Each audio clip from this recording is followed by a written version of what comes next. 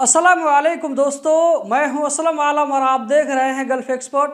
दोस्तों, इस वीडियो में आप लोगों के कुछ सवालों का जवाब देने वाला हूं, तो चलिए इस वीडियो को हम कंटिन्यू करते हैं और लेते हैं आज का पहला सवाल। आप यहां पर देख सकते हैं, आप में से किसी भाई ने पूछा है सर आप लाइव कब आते हैं। तो दोस्तों, मैं आप लोगों को बताता चलूं कि मैं पिछले 2 जुम्मा से लाइव आ रहा था, यानी कि मैं जुम्मा के दिन लाइव आता हूं, लेकिन इस जुम्मा को मैं लाइव नहीं आ पाया था किसी वजह से।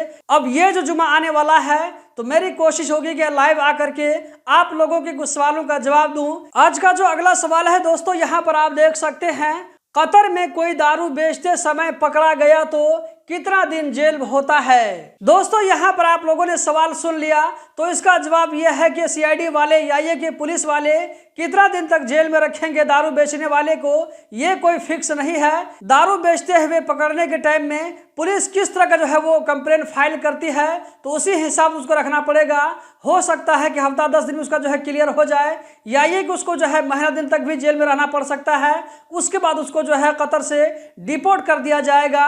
यहाँ पर इस भाई ने कहा है कि दारू बेचते हुए, तो इसका मतलब है कि ये जो है इलीगल तरीके से दारू बना करके बेच रहा होगा।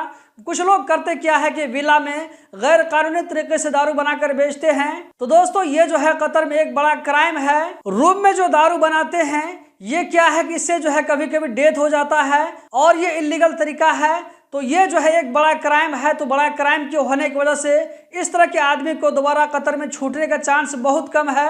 ज्यादा इम्कान है कि उसको पकड़े जाने के बाद में उसको कतर से डिपोर्ट कर दिया जाएगा और उसको लाइफ टाइम के लिए नो एंट्री लगा दिया जाएगा। तो इस तरह की एक्टिविटी कभी कतर में मत करें। दोस्तों, आज का जो अगला सवाल है, आप यहाँ पर देख सकते हैं, आप में से किसी भाई ने पूछा है, यहाँ पर मैंने नाम हाइड कर दिया है। यहाँ पर इसका जो है नाम भी लिखा हुआ था, लेकिन मैंने नाम को हाइड कर दिया है। तो इसका कहना है कि ये भाई इंडिया में रहते हुए ये जो लेडी है जो कि कतर में है, इस लेडी से कांटेक्ट करने के बाद में इसे एक वीज़ा मांगा। उस लेडी ने क्या किया, इससे जो है पैसा ले लिया और अभी तक इसको वीज़ा नहीं दिया है। तो अब ये भाई मुझसे पूछना चाह रहे हैं कि कतर में जो बैठी वो लेडी है, मुझसे पैसा ले ली है लेकिन मुझको वीज़ा नहीं दिया है।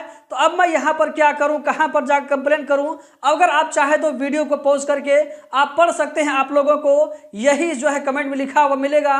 तो दोस्तों, हमेशा मैं आप लोगों को बताता आया हूँ शुरू से, अगर आप लोग जो है मेरा पुराना सब्सक्राइबर हैं तो आप लोगों को मालूम होगा कि मैं हमेशा आप लोगों को कहता हूं कि ऑनलाइन तरीके से जो आप लोगों को वीज़ा मिलता है, इसमें बहुत ही ज़्यादा फ्रॉड होने का चांस रहता है। आप जो है सामने वाले बंदे को पैसा दे देते हैं, अब वो क्या करता है कि आपका पैसा खा करके वो जो है छुप करके बैठ जाएगा। आप उसका कुछ भी नहीं बिगाड़ सकते हैं।